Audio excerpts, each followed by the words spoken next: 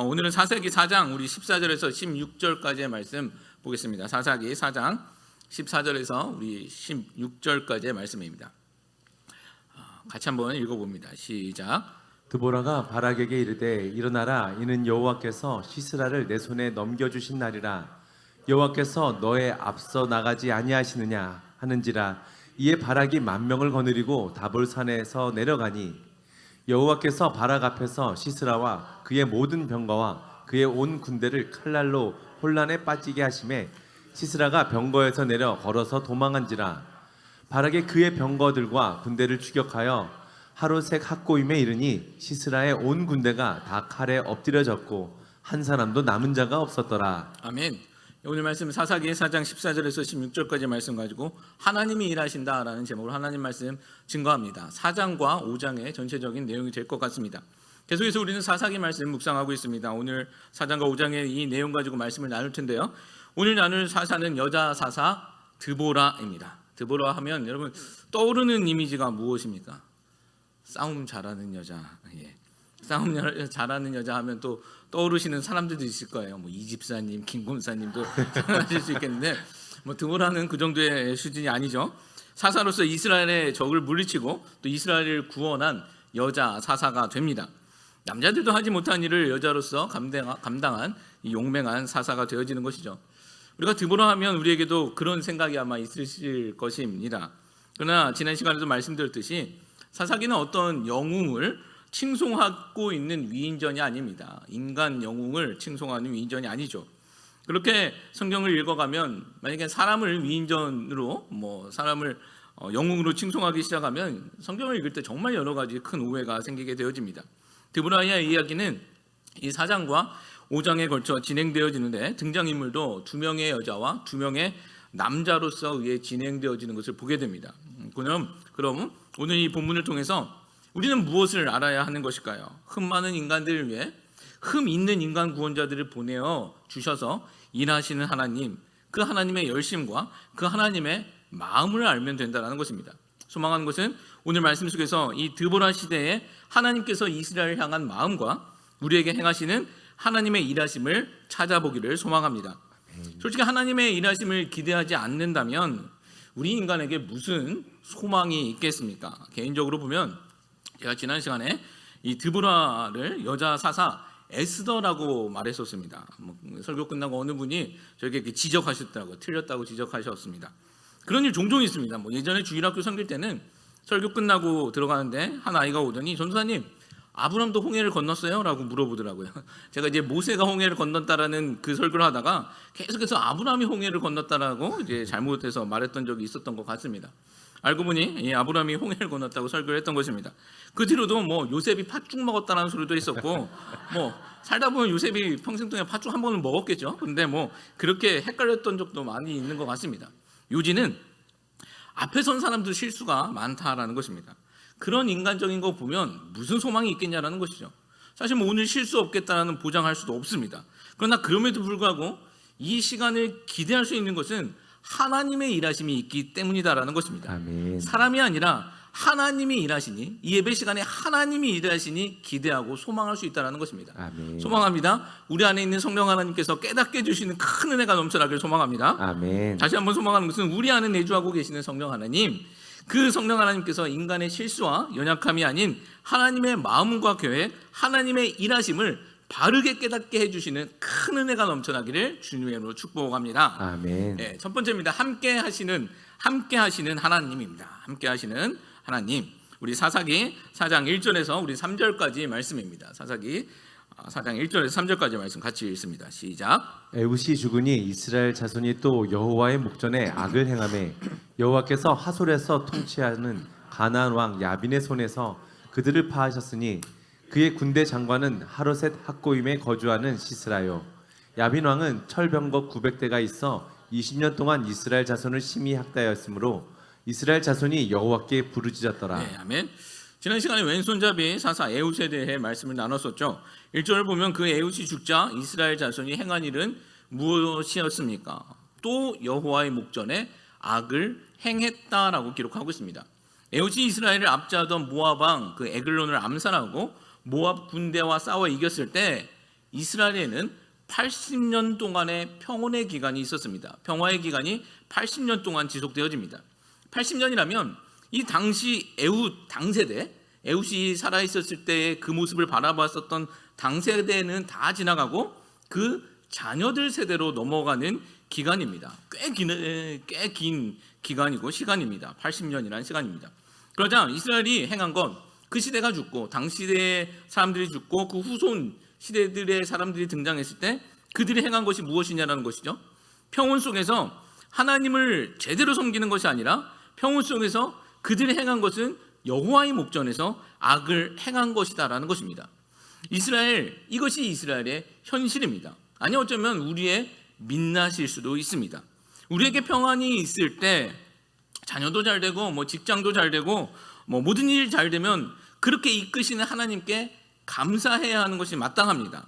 이 평안함이 마치 내가 잘나서 내 능력으로 얻은 것이라고 하기 시작한다면 여기서부터 문제가 생겨진다라는 것이죠. 내가 했다라고 생각하기 시작하면 그때부터 우리 신앙생활에는 큰 문제가 생기기 시작하는 것입니다. 이것은 목회자도 마찬가지고 성도도 마찬가지입니다. 교회를 섬기고 있는 목회자들에게도 마찬가지입니다. 내가 했다라고 생각하기 시작하면 문제들이 생긴다라는 것이죠. 예를 들기 시작하면 우리에게는 가슴 아픈 이야기도 너무나도 많기 때문에 여러분들 아마 다 아실 것입니다. 소망하는 것은 평안할 때 하나님께서 주신 평온이 우리 가운데 있을 때 하나님을 더 잘 섬기시길 소망합니다. 그게 하나님께서 우리에게 바라보시는 또 원하시는 목적이 되어진다는 것입니다. 하나님의 목전에서 악을 행하는 그 이스라엘을 하나님은 그냥 버려두시지 아니하십니다. 2절을 보면 가나안 왕 야빈의 손에 그 이스라엘을 무엇했다? 파셨다라고 기록하고 있습니다. 파셨다라는 것입니다. 3절에는 그 야빈 왕은 철병거 900덜을 가지고 20년 동안 이스라엘을 학대했다라고 설명하고 있습니다. 철병거는 지구로 말하면 최신식 탱크 그 정도에 속할 것 같습니다. 이 당시 이 900대의 철병거는 엄청난 숫자였습니다. 애굽이 가장 번성할 때 철병거가 한 1200대 정도 있었다라고 사료집을 찾아보면 알 수 있는데 이 가나안 땅에 사실 그렇게 크게 번성한 나라도 아님에도 불구하고 900대의 철병거를 갖고 있었다는 것은 어마어마한 그 당시에 어마어마한 무력을 갖고 있었던 나라였고 왕이었습니다. 이 가나안 야빈은 엄청난 무력으로 20년 동안을 이스라엘을 학대했던 것이죠. 여기서 우리가 집중해야 할 것은 하나님께서 이스라엘을 대적의 손에 붙이셨다라는 것입니다. 대적의 손에 파셨다라는 것이죠. 성경이 말하고 있고 또 집중하고 있는 것은 무엇이겠습니까? 대적이 막강하기 때문에 그런 막강한 군사력이 있어서 그 군사력 때문에 이스라엘을 학대할 수 있었던 것이 아니라 하나님이 그 대적의 손에 이스라엘을 넘기셨기 때문에 가능했다라는 것입니다. 900대의 철병거 엄청난 무력이었지만 그거 대단하지만 사람들 앞에서 대단한 것입니다. 사실 900대이든 9,000대이든 9만 대이든 그게 하나님 앞에서 무슨 소용이 있겠습니까? 성경은 그들이 대단해서가 아니라 하나님이 파셨기 때문에 파셨다는 데에 집중하고 있다는 것입니다. 지난 시간에도 말씀드렸듯이 대적이 강해지는 것, 이스라엘의 대적이 강해지는 것, 우리 성도들의 대적이 강해지는 것은 그들이 잘나서가 아니라 하나님이 그들을 강성하게 하셔서 대적하게 만드셨다는 것입니다. 이 사실을 우리는 분명히 아셔야 되는 것입니다. 우리는 그 20년 동안 엄청난 학대와 압제가 있었으니까 이스라엘 사람들이 얼마나 힘들었을까 그렇게 생각하며 나가기 쉽습니다. 그들의 압제가 어느 정도였냐면 5장 6절 그렇게 5장 6절을 보면 이스라엘의 사람들이 대로 그 큰 길로 다니지도 못하고 오솔길로 다녔다라고 기록하고 있습니다. 큰 길로 가지 못하고 작은 길 오솔길로 다닌 것입니다. 혹독한 그 탄압과 압제가 있었던 것이 분명한 것이죠. 또한 첫 번째 사사인 운니엘 때에는 이 대적의 손에 이스라엘이 8년 동안 압제를 당합니다. 학대를 당한 게 8년이라는 기간이었습니다. 그리고 두 번째 사사 에훗 때에는 모압왕 에글론에게 18년 동안 압제를 당하게 됩니다. 그리고 지금 20년간 대적의 손에 붙여서 이스라엘이 괴롭힘을 당하고 있는 것입니다. 생각해 보십시오. 8년, 18년, 20년입니다. 계속해서 그 압제의 기간이 늘어나고 있는 것을 보게 되어진다는 것이죠. 여러분, 그 이유가 무엇이겠습니까? 왜 이 기간이 점점점 늘어나고 있을까요? 이스라엘이 하나님 앞에서의 악행이 점점 더 심해지고 있었기 때문이다라는 것입니다. 아이가 잘못하면 잘못하면 잘못할수록 부모의 훈육의 강도는 더 높아질 수밖에 없습니다. 그렇죠? 더 세질 수밖에 없습니다. 처음에는 타이르고 그 다음에는 혼내고 그 다음에도 안 되면 어쩔 수 없이 아이를 위해서 매를 드는 것이 부모의 마음입니다. 저는 지금도 인간은 모두 죄인이기 때문에 아무리 귀한 자식이라도 매를 들어야 한다라고 믿는 사람입니다. 잠언 말씀처럼 매 맞는 게 무서워서라도 죄 안 짓게 하는 것이 성경적 가르침이다라고 생각되어집니다. 하나님은 이스라엘을 그렇게 키우셨다는 것입니다. 매 맞는 거 무서워서라도 죄 못 짓게 하려고 하는 그 아버지의 마음, 그 부모의 마음이 하나님에게는 있으셨다는 것이죠. 그러니까 이스라엘이 잘못할 때마다, 그리고 그 잘못의 강도가 클 때마다 더 심한 매를 드시기도 하셨다는 것입니다. 자, 여기서 혼나고 매 맞는 아이, 그 혼나고 매 맞는 아이, 우리는 그 아이에 초점을 맞춘다면 고통과 안쓰러움만이 기억되어지고 생각되어질 것입니다. 그러나 성경에서 우리는 하나님의 마음을 알아야 한다고 아까 서두에서도 말씀드렸습니다. 성경을 읽어가면서 하나님의 마음을 알아가는 것, 그것이 중요하다는 것이죠. 우리가 진짜 집중해야 할 것은 그렇게 할 수밖에 없는 하나님 아버지의 마음이다라는 것입니다. 어떤 부모가 아이를 혼내는 거 좋아할 수 있겠습니까? 하나님 편에서 바라본다면 자신의 백성 이스라엘을 대적의 손에 20년간을 파신 것입니다. 그들에게 내어주신 것입니다. 그 마음이 어떻겠냐라는 것이죠. 아버지 되신 하나님의 그 마음이 어떻겠냐라는 것입니다. 우리가 서로 상처가 될 수 있기 때문에 자녀들 이야기 잘 안 합니다. 그런데 자녀들 생각하시면 눈물 흘리시는 부모님들 참 많다라는 거 압니다. 그 이야기를 들어보면 얼마나 안타까운지 그 마음 하나하나가 그냥 스토리처럼 저에게 전해지기도 한다라는 것이죠. 하나님도 마찬가지다라는 것입니다. 하나님의 마음을 읽어야 한다라는 것이죠. 이 스토리 가운데 하나님의 마음, 그 아버지 대신 부모 대신 그 하나님의 마음을 우리는 읽을 수 있어야 된다는 것이죠. 20년 동안 대적의 손에 파실 수밖에 없는 그 하나님, 그렇게라도 잘 되기를 원하시는 하나님, 그 하나님의 아버지의 마음을 읽을 수 있다면 성경을 바로 보게 된다는 것입니다. 오늘 시작되는 이야기가 무엇입니까? 사람들이 악행을 저지르고 대적에게 괴롭힘을 당하고 이스라엘이 하나님께 부르짖고 하나님이 사사를 보내 구원하시고 그렇게 평화를 얻고 또 범죄하고 또 부르짖고 하는 내용들, 이 패턴은 사사기에 흐르는 아주 중요한 패턴이 되어집니다. 벌써 오늘로서 사사기에 세 번째나 등장하고 있는 패턴이죠. 에훗 때도 그랬고 또 운니 때도 그랬습니다. 많은 분들이 이 패턴을 사사기에 흐르는 악순환이라고 말합니다. 사사기에 흐르는 악순환. 사람들이 범죄하고 하나님은 대적의 손에 붙이고 그 대적의 손에서 부르짖고 하나님은 구원자를 보내주시고 다시 평온하고 평온하면 거기서 끝나는 것이 아니라 다시 범죄하고 또 부르짖고 하는 그 순환, 이것을 사사기 속에서 등장하는 악순환이라고 말하고 있다는 것입니다. 사사기에 흐르는 악순환. 근데 이 악순환은 인간 편에서 보았을 때 악순환이 되는 것입니다. 그러나 하나님 편에서 보았을 때는 인간이 범죄할 때마다 구원자를 보내주시어 구원하시는 선순환이 되어진다는 것입니다. 하나님 편에서 보면 하나님께서 인간이 부르짖을 때마다 구원해 주시는, 구원자를 보내주셔서 구원해 주시는 선순환이 되어진다는 것입니다. 악순환이 아닌 선순환이다라는 것입니다. 사람 편에 보았을 때는 대적의 압제가 보이고 범죄하는 인간만이 보입니다. 그러나 하나님 편에 보았을 때는 이 이야기의 핵심은 은혜이고 구원 이야기다라는 것입니다. 배은망덕한 인간들에게 베푸시는 하나님의 은혜 이야기이고 또 죽을 수밖에 없는 철저하게 무능력하고 완전하게 부패한 인간들에게 구원자를 보내주셔서 구원하시는 예수님의 구원 이야기를 우리는 찾아볼 수 있어야 된다는 것입니다.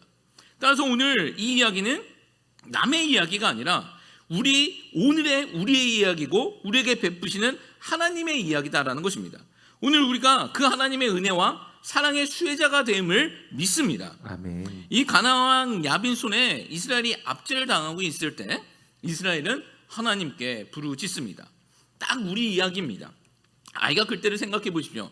아이가 어렸을 때 고집이 생기기 시작하죠. 한 4-5살 되면 이상하게 똥고집이 아이들한테 생깁니다. 뭐든지 자기가 하려고 하죠. 못하면서도 꼭 자기가 하려고 합니다.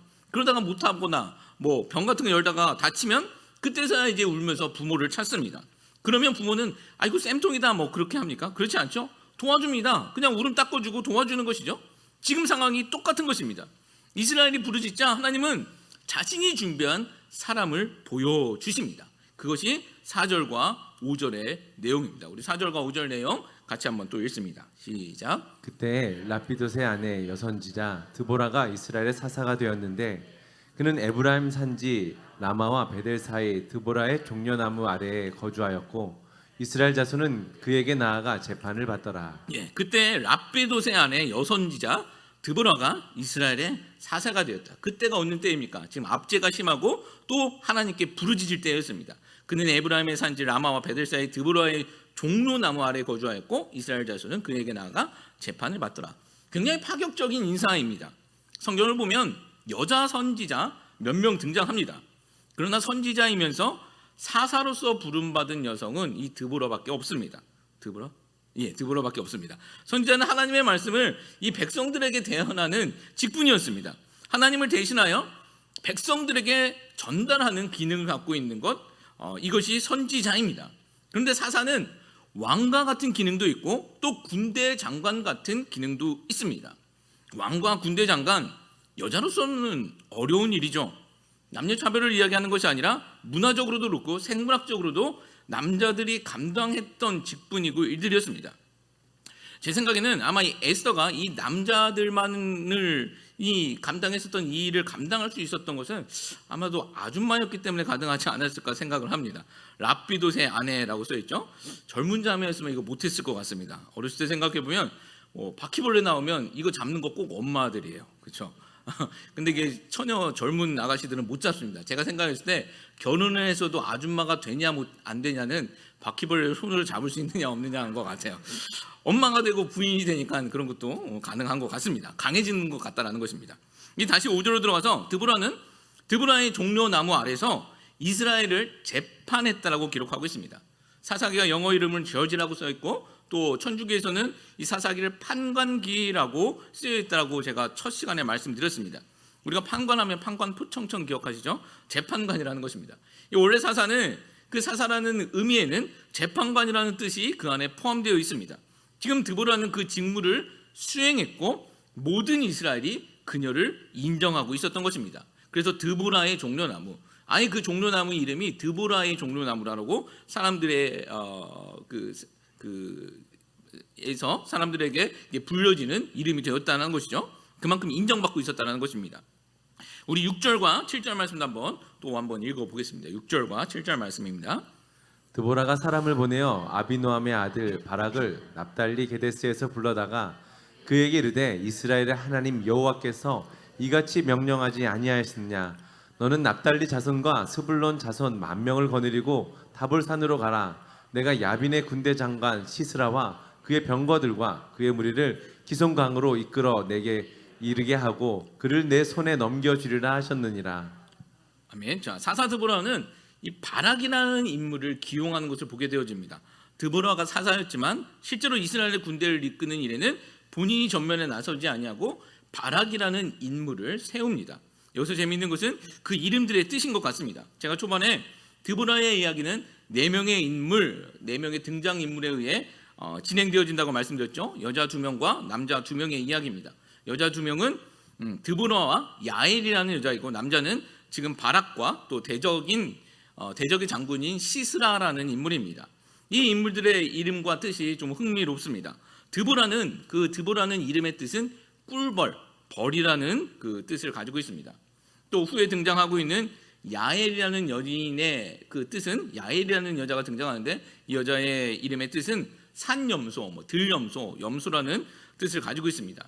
그 남자 2명의 이름은 지금 등장하는 드보라에 의해 발탁되어지고 있는 이 바락이라는 장군의 이름의 뜻은 벼락이라는 뜻을 갖고 있습니다. 벼락, 바락. 좀 외우기 쉬우시죠? 이 바락이라는 이름은 벼락이라는 뜻을 가지고 있습니다. 그리고 적장인 시스라, 적장인 군대 장관인 시스라의 이름은 전장을 배열하다라는 그런 좀 용맹함이 들어있는 그 뜻을 가지고 있는 이름입니다. 이 이름 가지고 다시 한번 이따 설명해 보겠습니다. 이 꿀벌인 드보라가 이 벼락인 바락에게 이렇게 말하고 있는 것입니다. 6절과 7절 말씀 보면 하나님이 명령하셨다라는 것이죠. 어떤 명령을 하셨습니까? 납달리 자손과 스불론 자손 10,000명을 데리고 가서 다볼산으로 올라가라는 것입니다. 그러고 나서 7절 보십시오. 7절 말씀 보면 내가 야빈의 군대 장관, 그렇게 됐을 때 내가 야빈의 군대 장관 시스라와 그의 병거들과 그의 무리를 기송강으로 이끌어 내게 이르게 하고 그를 내 손에 넘겨주리라. 이 7절에서 내가, 주도권을 잡고 있는 내가가 누구이겠습니까? 바로 하나님이시다라는 것입니다. 하나님이 그들을 이끌어서 네 손에 붙여주겠다, 이것이 하나님의 명령이다라고 드보라는 바락에게 말하고 있는 것입니다. 하나님이 시스라와 철병거를 기송강으로 이끌 것이고 그를 네 손에 붙여줄 것이다. 드보라는 선지자로서 하나님의 말씀을 바락에게 예언하고 있는 것입니다. 대언하고 있는 것입니다. 하나님이 행하시겠다고, 하나님이 해주시겠다고, 하나님이 이 승리를 이끄시겠다라고 대언한 것입니다. 자, 그러자 이 벼락이라는 뜻의 바락은요, 어떻게 반응을 했습니까? 예 하고 그냥 아멘 하고 나갔으면 될 것 같은데 그의 반응은 그렇지 않았습니다. 8절 말씀 한번 볼까요? 8절 말씀 한번 읽어봅니다. 바락이 그에게 이르되 만일 당신이 나와 함께 가면 내가 가려니와 만일 당신이 나와 함께 가지 아니하면 나도 가지 아니하겠노라 하니. 예, 바락이 그에게 이르되 만일 당신이 나와 함께 가면 내가 가려니와 만일 당신이 나와 함께 가지 아니하면 나도 가지 아니하겠노라 하니. 어떻게 보이십니까?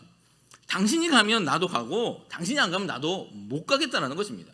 어린아이와 같이 떼쓰는 모습입니다.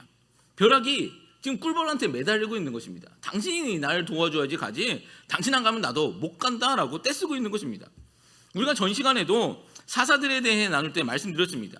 에웃은 오른손을 쓰지 못하는 핸디캡이 있었던 사람이었고, 삼갈이라는 사사는 히브리식 이름도 아닌 아마 외부족이었을 가능성이 큽니다. 또한 그의 손에는 막대기밖에 없었습니다. 변변찮은 무기도 하나 없었죠. 막대기밖에 없었던 사람입니다. 당시 상황 속에서는 평균에도 못 미치는 인물들이었다는 것입니다.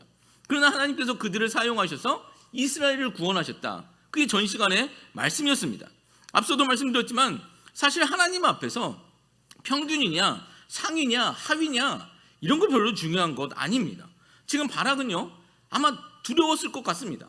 철병거 900대를 가진 시스라, 어마어마한 군사력을 가지고 있는 시스라, 두려웠던 것 같습니다. 그리고 이미 20년 동안 혹독한 압제를 당해서 큰 길로도 가지 못하고 좁은 옷을 껴입어서 다녔었던 자기의 모습, 자신들의 그 민족들의 모습을 보면서 두려웠을 것입니다. 그래서 혼자는 못하겠다라는 것이죠. 그러면서 여자인 드보라에게 같이 가자고 조르고 있는 것입니다. 어떻게 보면 찌질한 이런 모습이 보여지는 거죠. 자, 그러자 드보라는 이렇게 반응합니다. 그런 바락의 요청에 이렇게 반응을 합니다. 9절 말씀 같이 읽습니다. 이르되 내가 반드시 너와 함께 가리라. 그러나 내가 이번에 가는 길에서는 영광을 얻지 못하리니 이는 여호와께서 시스라를 여인의 손에 파실 것임이라 하고 드보라가 일어나 바락과 함께 게데스로 가니라. 예, 이르되 내가 반드시 너와 함께 가리라. 지금 드보라가 바락에게 하는 말입니다.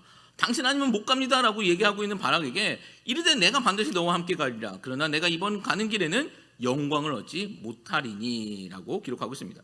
드보라가 말하는 것입니다. 내가 반드시 너와 함께 가겠다라는 것이죠. 사실 생각해 보면 바락이 드보라의 말에 그대로 반응했으면 드보라는 전쟁에 나갈 필요도 없었습니다. 그런데 당신 아니면 안 간다고, 못 간다고 떼쓰고 있으니까 반드시 너와 함께 가겠다라고 말해주고 있는 것입니다. 재밌는 것, 이런 거 보면 여자가 세지고 강해지는 건 남자 때문이 아닐까라는 생각을 해봅니다. 왜 주변에서도 생활력 강하신 여자분들 보면, 또 성격이 세신 분들 보면 이상하게 같이 사는 남자들이 순하거나 활동적이지 못하는 분들이 많더라는 것을 이렇게 보게 됩니다. 이런 것들 보면 여자가 세지는 것은 남자 때문이 아닐까라는 생각도 해봅니다. 그냥 우스갯소리로 드려본 거고, 자, 드보라는 반드시 함께 하겠다라고 약속합니다. 그러면서 한 가지 더 이야기를 하는데, 이번 전쟁을 통해서 바락 네가 영광을 얻지는 못할 것이다라고 말하고 있는 것이죠. 이 연의 말씀은 뒤에 이 야엘이라는 여자를 통해서 이루어지게 되어집니다. 군대 장관, 군인의 영광은 어디서 오는 것일까요? 군인의 영광, 군인이 영광받고 칭송받는 그 길은 무엇입니까? 음식 잘해서 그런 거 아니지 않습니까? 군인이 영광 받을 수 있는 것은 전쟁에서 이길 때입니다. 그렇죠? 군인의 영광은 전투에서 승리할 때 받을 수 있는 것입니다. 대한민국이 메가더 장군이나 이순신 장군을 기억하는 이유가 되어집니다.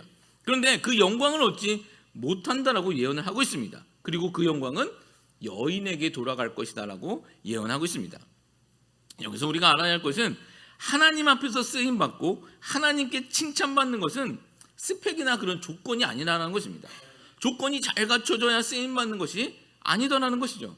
삼가를 보십시오. 에훗 바라보십시오. 그리고 지금 여자인 드보라 바라보십시오. 또 여인으로 기록된 야엘 한번 보십시오. 외부적 조건이 아니다라는 것입니다.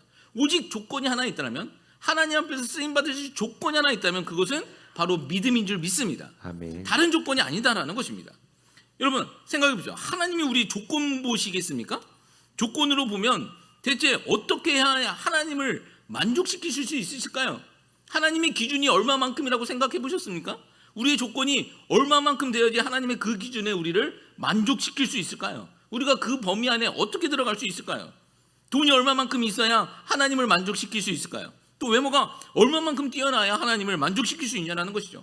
지식이 얼마만큼 있어야 하나님께 인정받을 수 있겠습니까? 하나님 앞에 있으면요 다 거지들이고요, 다 오징어들이에요. 오징어들 그리고 다 바보들이에요. 당장 10초 안에 10초 뒤에 무슨 일이 일어날지도 모르는 바보들이라는 것이죠. 그런 것으로 인정받을 수 없다는 것입니다. 그런 것으로 하나님의 기준에 우리를 채울 수 있는 사람은 아무도 없다는 것입니다. 그리고 설사 그런 외부 조건으로 하나님을 만족시킬 수 있다면 우리 안에서는 이 불공평의 문제가 대두될 수밖에 없습니다. 재산 많이 물려받은 금수저 있을 수도 있고, 연예인 같은 부모님 때문에 얼굴 이쁘게 태어날 수도 있고, 머리 좋게 태어날 수도 있습니다. 반면 정반대의 조건을 가진 사람들도 우리 가운데 너무나도 많다는 것입니다. 대부분이 정반대의 조건 속에서 살아가고 있죠. 불공평이라는 것입니다. 그런 조건을 따지게 된다면 이 불공평의 문제가 대두될 수밖에 없다는 것입니다. 그런데 하나님께서 우리에게 그런 조건이 아닌 믿음을 바라보신다고 하면 이것만큼 공평한 게 어디냐라는 것이죠. 믿음은요 어린아이 같은 지식, 그런 수준이 떨어지고 지식이 떨어진다 할지라도 그 믿음은 가질 수 있다는 것입니다. 돈이 없어도, 또 마음이 약해도, 몸이 약해도, 특출난 것 하나 없어도 똑같이 시작할 수 있는 것, 믿음이라는 것입니다. 꿀벌같이 약한 존재라도 상관없다는 것이죠. 그런 존재라도 상관없다는 것입니다. 믿음만 가진다면 하나님의 조건에 만족시킬 수 있기 때문이라는 것이죠. 여러분, 하나님의 영광을 보고 그 영광에 참여하시길 원하십니까? 믿음이 답이다라는 사실을 잊지 마시기 바랍니다. 아멘. 믿음으로 승리할 수 있다는 것입니다. 그것이 답이다라는 것입니다. 다른 것이 아니라 믿음으로 하나님의 기대에 충족시킬 수 있다는 것이죠. 여러분, 그 믿음 가지고 승리하며 나가실 수 있기를 주님의 이름으로 축복합니다. 아멘. 드보라는요 믿음 없는 바락에게 내가 반드시 너와 함께 할 것이다, 갈 것이다 라고 약속을 합니다. 여러분 근데 한번 생각해 보세요. 내가 반드시 너와 함께 가겠다, 이 말은 어디서 본 것 같지 않습니까? 아까 초두에 했었던 말씀 선포도 이와 비슷했고, 우리 출애굽기 3장 11절 말씀 보면 더 정확하게 기록되어 있습니다. 출애굽기 3장 11절 말씀, 모세가 자기 부정을 할 때 하나님께서 하시는 말씀이에요. 11절 12절 말씀 같이 읽습니다. 모세가 하나님께 아뢰되 내가 누구이기에 바로에게 가며 이스라엘 자손을 애굽에서 인도하여 내리이까? 하나님이 이르시되 내가 반드시 너와 함께 있으리라. 내가 그 백성을 애굽에서 인도하여 낸 후에 너희가 이 산에서 하나님을 섬길 거니 이것이 내가 너희를 보낸 증거니라. 아멘. 자, 모세의 이야기인데 모세의 모세의 이야기도 사사기의 패턴과 동일합니다. 사사기의 그 순환적인 그 패러는 사사기뿐만이 아니라 사실 구약성경 또 신약성경, 사실 우리 인류사에서 계속 반복되어지는 이야기였습니다. 이스라엘이 애굽의 압제에서 하나님께 부르짖고 하나님은 모세라는 구원자를 보내주십니다. 모세는 구원자로서 애굽으로 들어가라는 명령을 받았을 때 나는 못한다라고 부정합니다. 내가 누구이기에, 솔직한 모세의 심정일 것 같습니다. 내가 누구이기에. 그러자 하나님이 약속하시죠. 12절, 내가 반드시 너와 함께 있으리라. 하나님이 내가 너와 반드시 있으리라. 네가 대단해서가 아니라 내가 너와 함께 하기 때문에 가능하다는 것입니다. 여러분, 이게 맞는 말 아닙니까? 모세가 누구이기에 애굽에서 이스라엘을 구원할 수 있습니까? 그렇지 않습니까? 모세가 누구이기에 애굽 바로왕 앞에서 단판을 짓고 이스라엘 백성들을 끌고 나올 수 있냐는 것이죠. 모세가 아니더라도 그 어떤 누구도 그 일을 감당할 수 없는 것입니다. 그런데 하나님께서 해주시는 말씀은 내가 반드시 너와 함께 할 것이다 라는 것입니다. 그래서 가능하게 되어진다라는 것입니다. 인간으로서는 불가능합니다. 어떤 실력이 있고 어떤 능력이 있어서 그 애굽 파라오 앞에서 당대 최고 권력자 앞에서 이스라엘 백성들, 그 민족들을 끌고 나올 수 있냐는 거죠. 못합니다. 근데 하나님께서 함께 하시기 때문에 가능하다라는 것이죠. 모세가 대단해서가 아니라 하나님이 함께 하셔서 가능했다라는 사실을 잊지 마시기 바랍니다. 아멘. 지금 이 말을 드보라가 바라게가 하고 있는 것입니다. 내가 반드시 너와 함께 하리라. 이 말은 그냥 한 여자의 말이 아니라 하나님의 말씀을 대언하는 사사로서 하나님이 함께한다는 약속의 말씀을 하나님의 말씀으로 대언하고 있다는 것입니다. 우리도 생각해 보십시오. 우리가 무엇이길래 이 세상에서 성도로 살아갈 수 있습니까? 우리가 성도로 부름받았지만 성도로 살아갈 수 있는 능력이 내 안에 있냐라는 거예요. 없지 않습니까? 우리가 무엇이길래 이 땅에서 믿음 지키며 살아갈 수 있습니까? 내가 내 믿음 내가 지킬 수 있다는 실력이 있습니까? 그렇게 자신할 수 있는 분 계신가요? 또 우리가 무엇이길래 교회에서 주는 그 직분들을 지킬 수 있습니까? 또 우리가 무엇이길래 내 가족을 또 내 이웃을 전도할 수 있냐라는 것이죠. 여러분, 그거 우리 능력으로 못하는 것입니다.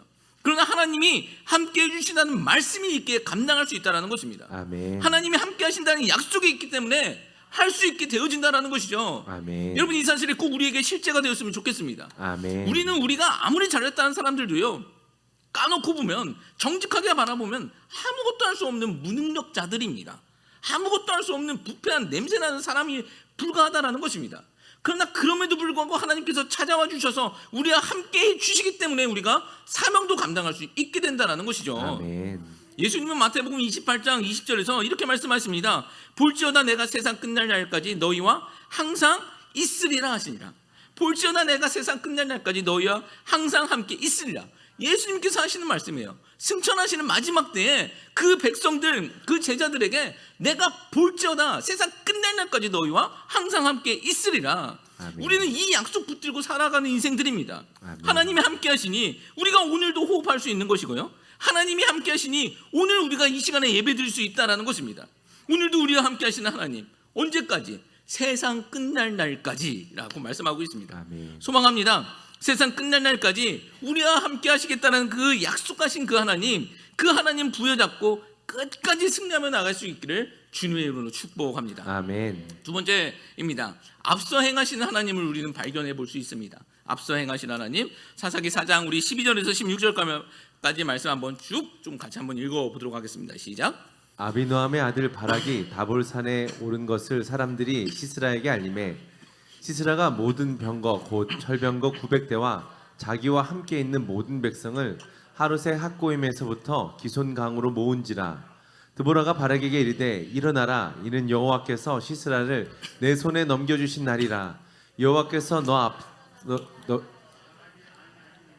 하는지라. 이에 바락이 10,000명을 거느리고 다볼산에 내려가니 여호와께서 바락 앞에서 시스라와 그의 모든 병거와 그의 온 군대를 칼날로 혼란에 빠지게 하심에 시스라가 병거에서 내려 걸어서 도망한지라.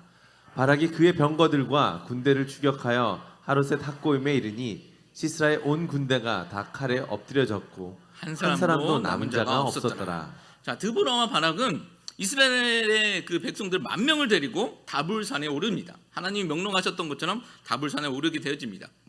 그 소식을 듣는 시스라는 철병거 900대를 다 모아가지고 와서 다볼산 밑에 기손 강가라는 곳에서 진을 칩니다. 이스라엘은 산 위에 진을 친 것이고 철병거는 산 밑 기손 강가 그 평지에서 진을 치고 기다리고 있는 것입니다. 대치하고 있는 것이죠. 여러분, 누가 유리할까요? 철병거는 산 위로 올라갈 수 없고 또 산 위에 있는 군대는 시간이 지나면 내려올 수밖에 없는 상황입니다. 철병거는 아까 탱크라고 말씀드렸잖아요. 대한민국에서도 이런 대규모 전차 부대는 강원도 산지가 아니라 경기도 평야 쪽에 배치되어 있습니다. 산에는 그 기동성이 확보가 안 되기 때문입니다. 탱크는 산에 올라갈 수 없고 또 평지에서 싸울 수밖에 없습니다. 여기서 좀 지리적 배경을 알아야 하는데, 철병거 900대가 진을 친 이 기손 강가는 평시에는 물이 거의 없는 평지였습니다. 그런데 우기 때에만 물이 차오르는 습지 같은 땅이 되었습니다. 산 위의 군대와 산 밑의 군대, 장기전으로 가면 산 위의 군대가 불리할 수밖에 없죠. 보급이 안 되기 때문에 언젠가는 내려올 수밖에 없습니다. 시스라는 잘 알았을 것이고 내려오기만 하면 싹 쓸어버리기로 작정하고 그 가운데 진을 치고 있는 것입니다. 이스라엘에 그 10,000명이라는 숫자가 있었지만 사실 병거 900승 900대하고는 게임이 되지 않았습니다. 오늘날 보병이 아무리 총을 쏴도 전차 못 잡는 거하고 똑같습니다. 절대적으로 시스라의 압승이 예견된 상황입니다. 게임이 안 되는 상황이었다는 것입니다. 그런데 우리가 잊지 말아야 할 것 하나 있죠. 이스라엘의 군대는 시스라의 시스라의 게임이 안 되지만 이 시스라의 군대는 하나님께 게임이 안 된다는 사실입니다. 이스라엘은 시스라의 군대의 게임이 안 되지만 시스라의 군대는 하나님께 게임이 되지 않는다라는 것이죠. 아멘. 이스라엘에는요 하나님이 계시기에 시스라는 게임이 되지 않는 것입니다. 14절 보십시오. 드보라가 말을 합니다. 병력을 데리고 이제 내려가라는 것입니다. 내려가면 지금 다 죽을 상황 같은데 내려가라고 명령합니다. 왜요? 그 이유가 무엇입니까? 여호와께서 너의 앞서 나가시지 아니하시느냐. 하나님이 네 앞에서 행하시고 있다라는 것입니다. 아멘. 네가 내려가면 네 앞에서 하나님이 먼저 가셔서 하나님이 일하시고 계실 것이다라는 것이죠. 하나님이 싸우실 것이다라는 것입니다. 하나님이 뒷짐지고 계시는 것이 아니라 이미 네 앞에서 행하고 계신다라는 것을 말하고 있는 것입니다. 하나님이 군대가 되어서 앞서 나가서 싸워주신다라는 것이죠.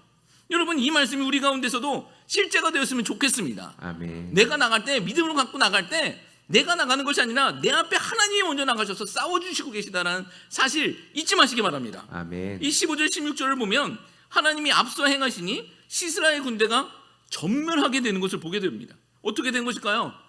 어떻게 이들이 그냥 그렇게 쉽게 이 철병거 900대가 그렇게 망해버리는 것일까요? 5장 말씀 보면 5장 21절 말씀 보면 우리는 충분히 이렇게 추측해 볼 수 있습니다. 사사기 5장 21절 말씀입니다. 같이 읽습니다. 기손강은 그 무리를 표류시켰으니 이 기손강은 옛 강이라 내 영혼아 내가 힘 있는 자를 밟았도다. 자, 사사기 4장은 역사적 관점이고 똑같은 사건인데 5장에서는 똑같은 사건을 시인의 관점에서 드보라와 바락이 노래하는 내용입니다. 5장 21절에서는요 기손강이 무리를 표류시켰다라고 노래하고 있습니다. 기손강이 삼켜버렸다는 것이죠. 아마 하나님께서는 기손강가에 폭우를 쏟아부으셔서 평지에 있었던 그 900대의 철병거를 무력화시킨 것이라고 생각되어집니다. 당시 병거는 이 진흙 속에서 움직일 수 없었기 때문입니다. 폭우로 정신이 없고 강이 범람하여 덮쳐버렸을 때 이스라엘이 칼로 진멸했다는 것입니다. 마치 홍해 사건을 통해 이집트 군대를 진멸시키셨던 것처럼 말입니다. 하나님이 움직이시면 대적이 없다라는 것이죠. 아멘. 여기서 대표하는 시스라는요 걸어서 도망을 합니다. 900대의 그 철병거를 갖고 내려오기만 해봐 라고 기다리고 있었던 그 시스라는요 자신의 군대가 패하게 되자 혼자 걸어서 도망을 갔다라고 기록하고 있습니다. 시스라의 이름의 뜻 전장을 배열하다라는 그런 용맹한 그 전사의 뜻을 갖고 있었던 장수였는데 지금 그렇게 전쟁에 이골이 난 용사였는데 그 전장을 다 때려치고 혼자 도망가는 것입니다. 그럼 그가 모든 것을 버리고 홀몸으로 걸어서 도망가고 있는 것입니다. 그렇게 찾아간 곳이 자기와 동맹을 맺은 야엘이라는 여자의 장막입니다. 이 야엘이라는 여자, 이 여자도 아줌마입니다. 이 여자의 이름의 뜻은요 산염소라는 뜻을 갖고 있습니다. 그렇게 도망하여 시스라는 이 야엘이라는 여자에게 물을 달라고 청합니다. 수행원도 없이 지친 상태로 몸만 온 것이죠. 이때 야엘은요 물 대신 우유를 줍니다. 그게 4장에서도 등장하고 또 5장에서도 등장하는데 5장 내용 한번 볼게요. 5장 24절 말씀, 24절, 25절 말씀 같이 읽습니다. 겐 사람 헤벨의 아내 야엘은 다른 여인들보다 복을 받을 것이니 장막에 있는 여인보다 더욱 복을 받을 것이로다. 시스라가 물을 구함에 우유를 주되 곧 엉킨 우유를 귀한 그릇에 담아 주었고. 예, 지금 4장에서는 이 우유를 먹고 그냥 바로 잠이 듭니다. 야엘은 물 대신 우유를 줍니다. 여기서 이 엉긴 우유는 염소나 양의 젖이고 엉켰다라는 것은 발효된 유산균과 같은 것이다라고 합니다.